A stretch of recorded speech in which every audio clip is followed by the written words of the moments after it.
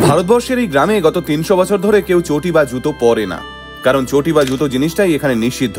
এমনকি টুরিস্টরাও যখন এই গ্রামে ঘুরতে আসেন তখন গ্রামের প্রবেশপথেই তাদের জুতো ছেড়ে আসতে হয়। কিন্তু কেন একটা গোটা গ্রামের সমস্ত বাসিন্দা জুতো ছাড়া খালি পায়ে ঘুরে বেড়ান? এবার সেটাই বলবো। গ্রামটির নাম ভেল্লাগাভি। তামিলনাড়ুর বনাঞ্চল এলাকার একটা ছোট্ট গ্রাম এই ভেল্লাগাভি। মোট ১০০টি পরিবার বসবাস করে এখানে, কিন্তু গত ৩০০ বছর ধরে এখানে সবাই খালি পায়ে ঘোরে।